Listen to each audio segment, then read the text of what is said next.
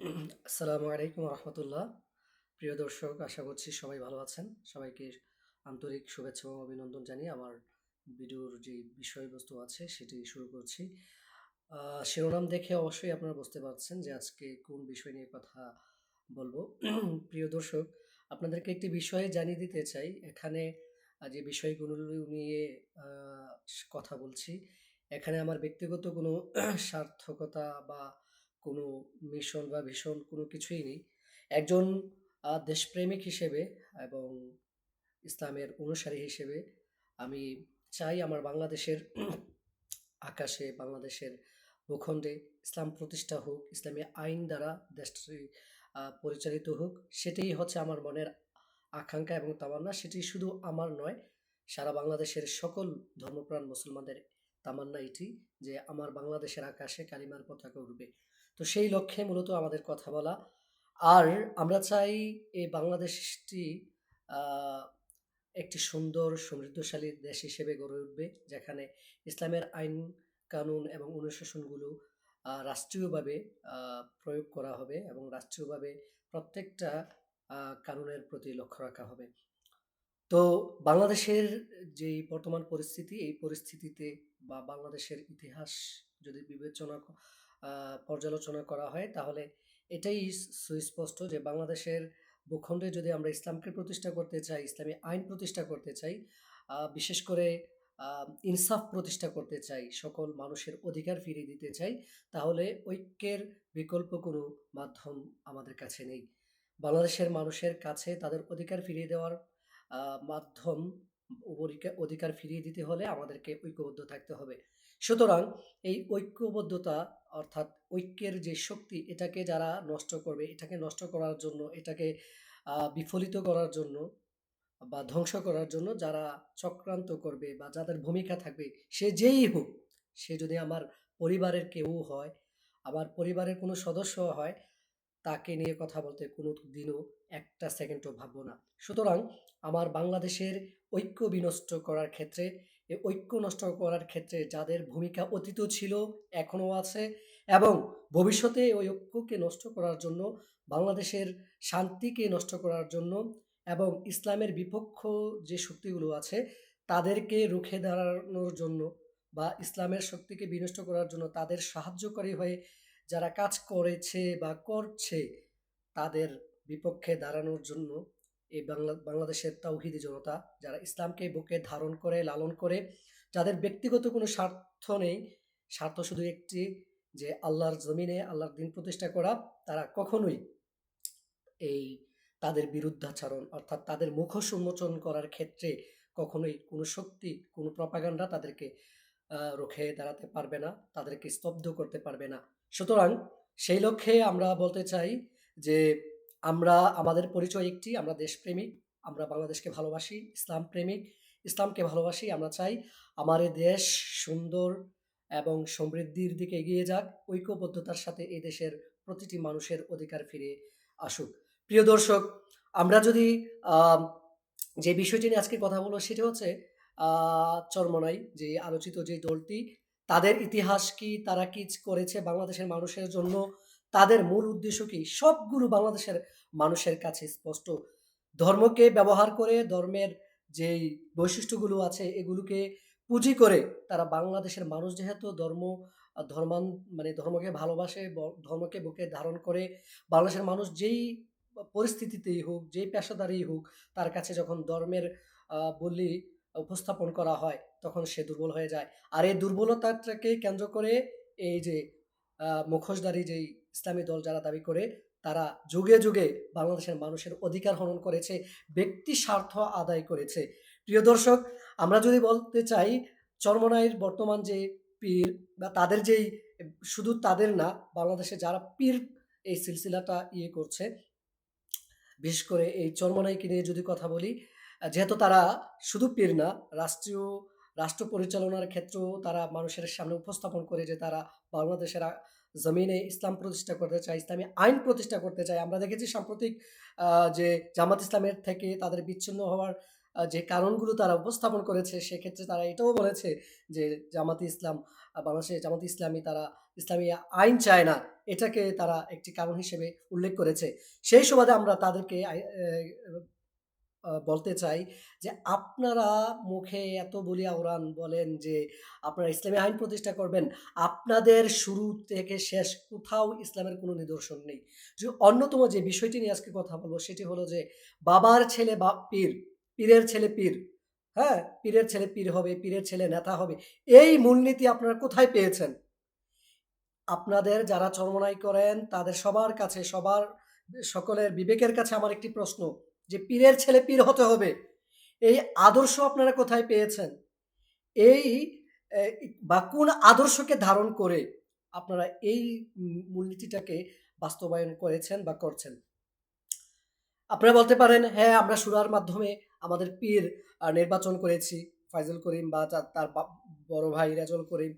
তো আমার প্রশ্ন, তাদের তো অনেক ভাই। আমি যতটুকু জানি শিক্ষাগত দিক থেকে বা ইসলাহের দিক থেকে, জনপ্রিয়তার দিক থেকে তার আরো কিছু ভাই আছে, আমি নাম বলতে চাই না, যাদের জনপ্রিয়তা, ইলমি যোগ্যতা সকল দিক থেকে নম্রতা সকল আপনাদের এই ২ ভাইয়ের অনেক, অনেক ঊর্ধ্বে।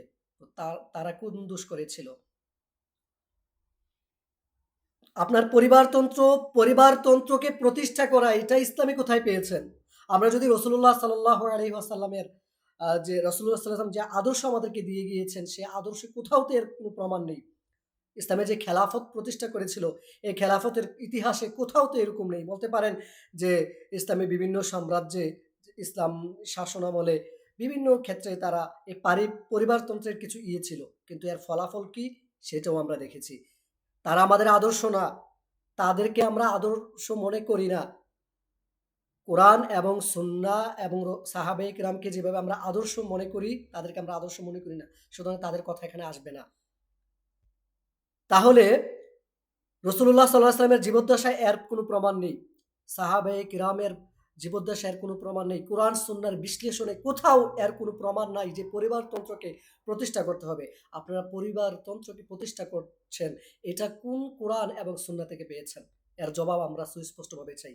সুতরাং আপনাদের এই মূলনীতি দ্বারাই এটাই প্রমাণিত হয় যে আপনারা আপনাদের পদ, আপনাদের যে টাকার মানুষদেরকে ধর্মকে কেন্দ্র করে ধর্ম ব্যবসা করে টাকার যে পাহাড় গড়ছেন, এর মূল শক্তি, মূল মন্ত্র হচ্ছে পরিবারতন্ত্রকে প্রতিষ্ঠা করা। এছাড়া আপনাদের অন্য কোনো ভিশন বা মিশন নেই।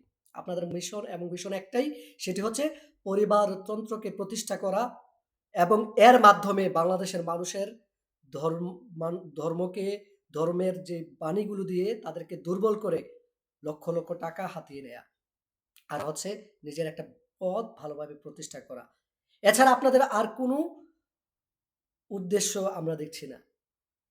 প্রিয় দর্শক, আমরা যদি দেখি যে বর্তমান চরমনাই পীর সাহেব বা তারা যা করছে, যারা একটা পথকে টিকিয়ে রাখার জন্য কোরআন এবং সুন্নাহর শত, শত বছর ধরে চলে আসা যে আদর্শ, যে ইতিহাস, সেটাকে ধামাচাপা দিয়ে, মাটিচাপা দিয়ে তাদের মন গড়া আদর্শকে যারা প্রতিষ্ঠা করছে শুধুমাত্র একটি পথ টিকিয়ে রাখার জন্য, নিজেদেরকে সর্বোচ্চ শিখরে রাখার জন্য, যারা কোরআন সুন্নাহর কোনো তোয়াক্কাই করে না, তাদের থেকে আমরা ঐক্যের স্লোগান, ঐক্যের ফলাফল আমরা কিভাবে আশা করতে পারি?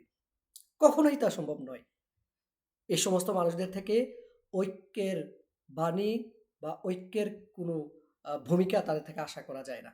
কারণ তাদের ঐক্য তখনই হবে যখন সর্বোচ্চ পদটা তাদেরকে দিবেন। আজকে এই যে জোট থেকে বের হয়ে যাওয়ার অন্যতম কারণ হচ্ছে সর্বোচ্চ পদটা তারা পায়নি। আজকে যদি বলা হতো যে, "পীর সাহেব চরমোনাই, আপনাকে সর্বোচ্চ পদটা দেয়া হলো। আপনি যতটা আসন পারেন নেন, বাকিগুলো আমাদেরকে দিয়ে দেন। আর আগামীর বাংলাদেশে আপনি হবেন প্রধানমন্ত্রী।" তাহলে দেখতেন কোনো ধরনের সমস্যা থাকতো না। কিন্তু সমস্যা একটাই, তারা সর্বোচ্চ পদ পায়নি এবং হচ্ছে এই যে তারা মনে করছে যে আমরা যেভাবে ওয়াজের মাঠে বা আমার বাবার এই যে উত্তরসূরি হিসেবে পীর হয়ে গিয়েছি, হ্যাঁ? মানুষও এটাকে মেনে নিয়েছে। হয়তো রাজনৈতিক ময়দান বা অন্যান্য জায়গাতে আমাদেরকে এভাবে মেনে নিবে। কোশ্চেন কালেও এটা সম্ভব না। কারণ হচ্ছে মানুষ যোগ্যতা খোঁজে। আপনি পীর প আ ধর্ম ব্যবসা করছেন, এটা বাংলাদেশে চলে আসা। এটা অনেকেই করছে। তো আপনি করতে পারছেন। কিন্তু এই ধর্ম ব্যবসা করে যে আপনি রাজনৈতিক মাঠ আহ, কি করে মাঠটাকে হস্তক্ষেপ করবেন, এই মাঠটাকে আপনি গ্রহণ আহ, মাঠের অধিকার আপনি দাবি করবেন, বা এই মাঠের সব পর্যায়ে এই নেতৃত্ব আপনি দিবেন, এটা কখনো হতে পারে না। হ্যাঁ, আজকে যদি আপনার মধ্যে যোগ্যতা থাকতো, আপনার মধ্যে যদি অহংকার দাম্ভিকতা না থাকতো, নম্রতা থাকতো, তাহলে আপনি কখনো দাবি করা লাগতো না। বাংলাদেশের মানুষ, আপামর জনতা আপনাকে নেতা হিসেবে মেনে নিত। চমৎকার একটা কথা বলতে চাই, আপনাদের লজ্জা কি আপনারা এই জিনিসটাই জানেন না। চরমনাই পীর সাহেব বলেছিল যে আমরা জোট করেছি, আমরা প্রয়োজনে আমরা বের হবো না, তাদেরকে বের করে দিব। তো এর ফলাফল হচ্ছে ফেসবুকে মাশাআল্লাহ অনেকেই লিখতেছে যে চরমনাই পীর সাহেব মাশাআল্লাহ সর্বশেষ 10টি দলকে বের করে দিয়ে উনি একা হয়ে গিয়েছেন। লজ্জা কাকে বলে চরমনাই পীর সাহেব আপনি বুঝেন? বা চরমনায়ের যারা আছেন, অনেক আলেম ওলামা আছেন, আপনারা আজকে অন্ধ হয়ে গিয়েছেন, আপনাদের বিবেককে বিসর্জন দিয়েছেন। আপনাদের বিবেকের কাছে আমার প্রশ্ন, উনি যে কথাটা বলেছে যে আমরা প্রয়োজনে আহ, তাদেরকে বের করে দিব, আমরা বের হব না, তাহলে এই বাংলাদেশের মানুষের সামনে এটা প্রমাণিত হয়েছে কিনা, কারা বের করেছে বা কারা বের হয়েছে?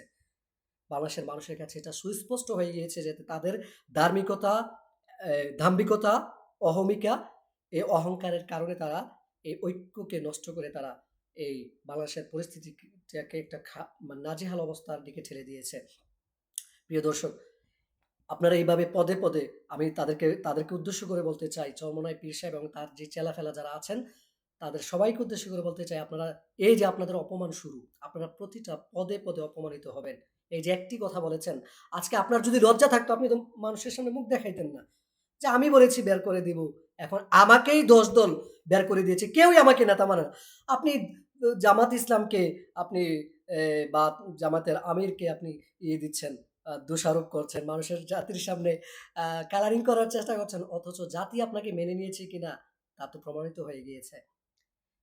জামাত ইসলামের কথা বাদ দিলাম, বাকি 9টি দল আপনি তো অনেক চেষ্টা করেছেন কৌশলে তাদেরকে নিয়ে জন্য, তাদের নেতা হওয়ার জন্য, ওই একটা দলও তো আপনাকে নেতা হিসেবে মানেনি।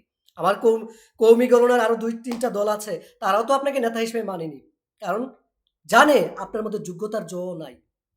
আপনি দেশ পরিচালনা করা বা 3-4টা দলকে নেতৃত্ব দেওয়ার যোগ্যতা আপনার মধ্যে ছিল না, এখনো নাই, ভবিষ্যতেও আসবে না।